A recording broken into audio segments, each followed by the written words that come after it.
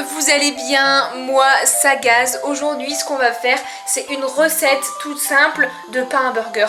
Alors si vous me suivez depuis longtemps, pour l'anniversaire de Valouz j'avais fait un burger d'anniversaire, mais ce qui avait le plus foiré c'était le pain. Donc on va uniquement faire le gros bun à burger et on se retrouvera prochainement dans un autre épisode pour confectionner le burger. Je vous montre tout de suite les ingrédients que j'ai pris pour faire le bun à burger. Un petit peu de sucre, du beurre, de la levure fraîche, un œuf, de la farine, des graines de sésame, une pomme de terre. Parce que ouais, j'ai testé de faire un pain à burger classique pour son anniversaire, ça a foiré. Donc je me suis dit l'ingrédient secret, pourquoi pas, ça peut être la pomme de terre. Vous verrez un petit peu comment je vais l'utiliser. On va le faire en purée.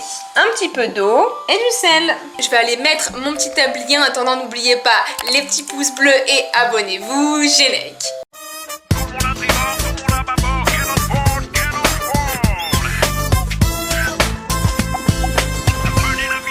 Alors déjà en premier temps ce que j'ai fait c'est faire cuire la pomme de terre. Je la laisse cuire pendant une bonne dizaine de minutes. Et en attendant, nous ce qu'on va faire c'est diluer la levure dans l'eau. Et je vous mettrai en barre d'infos le nombre de quantités dont j'ai besoin si jamais vous voulez refaire les bonnes chez vous.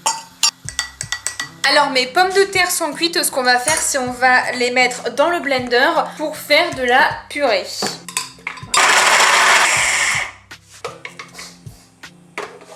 Alors maintenant que j'ai ajouté la pomme de terre, je vais mettre le beurre. Je vais rajouter un œuf.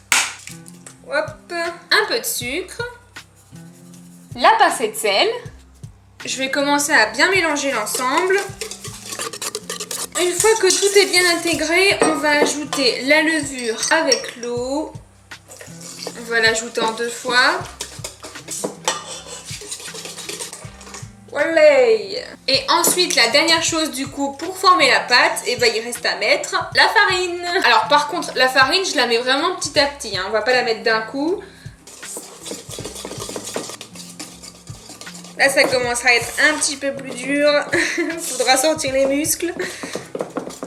Alors quand ça commence à être plus trop possible de remuer ça avec un fouet, ce qu'on va faire c'est on va la pétrir pendant 10-15 minutes. Lorsqu'elle aura bien pétri, on pourra rajouter la dernière portion de la farine. Et bien sûr, on enlève le fouet et on prend plutôt le crochet. C'est parti pour pétrir ça pendant 10 minutes.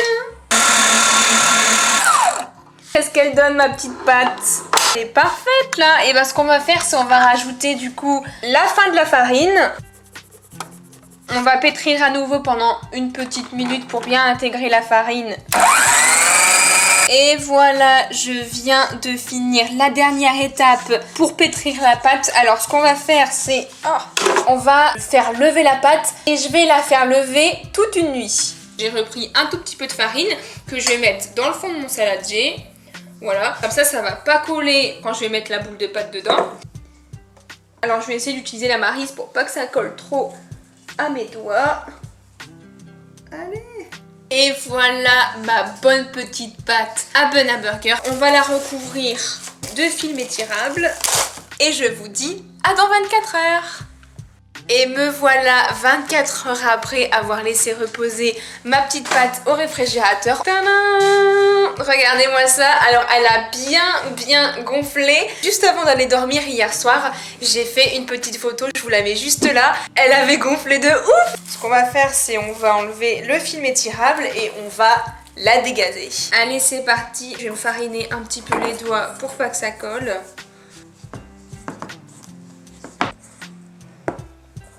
Et voilà ma pâte à burger. Elle a l'air d'être pas mal. Je vais effleurer un petit peu ma planche à découper.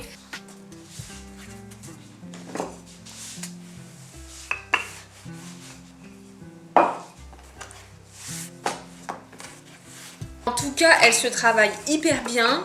Ce que j'ai, c'est des petits cercles comme ceci que je vais pouvoir m'aider pour faire les ronds des burgers. Mais je me dis que le diamètre, il est assez petit et pour faire des burgers, c'est peut-être moyen. Donc, je vais prendre ma grosse chope et regardez, comme le diamètre, il est un petit peu plus gros, je pense que je vais plutôt m'aider de ça pour faire les burgers. Et de 1. Alors je vais prendre ma petite grille avec mon papier sulfurisé. Je farine un petit peu le papier sulfurisé pour pas que ça colle de nouveau. Voilà. Hop, et de 1. Alors là, ça peut être l'étape pour mettre mes petits buns en cuisson, mais avant de faire ça, je vais plutôt les laisser reposer encore un petit 45 minutes. Si jamais vous n'avez pas trop le temps, bah, vous pouvez les enfourner directement, mais ça va les aider à ce qu'ils gonflent un petit peu plus. Regardez, je viens de faire les derniers juste là, et en fait les premiers commencent déjà à regonfler un petit peu. Donc du coup, je vais laisser reposer ça 45 minutes et on se retrouve juste après. Forget about the price tag. Oh, oh.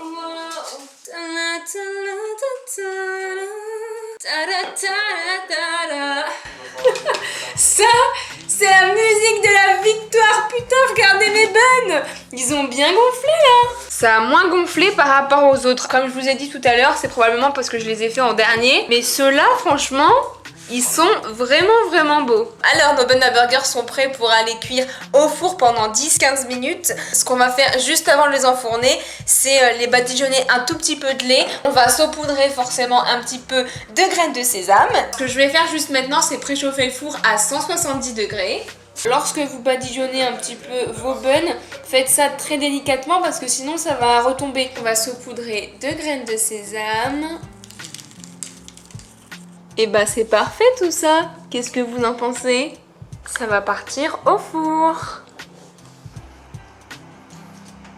Je suis vraiment hyper contente du résultat de mes pains à burger. Je vous montre ça de plus près, mais franchement, je suis trop contente, ça a trop de la gueule. Regardez, voilà mes pains à burger. C'est des bons buns briochés, bien moelleux et bien dorés. Je vais vous montrer sur celui-ci parce qu'il est vraiment petit et je pense qu'on pourra pas faire grand chose avec. Je vais vous montrer à l'intérieur comment il est moelleux. Oh là là là là là là, regardez-moi ça. Mais franchement, je suis trop contente. Bah, on va le goûter quand même, hein. Il est trop bon. C'est vraiment un bon pain brioché, même avec du Nutella, de la confiture ou même nature trempée dans du lait. C'est une tuerie. J'espère que vous avez kiffé cette recette. N'hésitez pas à me le faire savoir en mettant les petits pouces bleus et à vous abonner. Je vous dis à dimanche pour une nouvelle recette où là, on fera la garniture des burgers. Plein de gros bisous, ciao!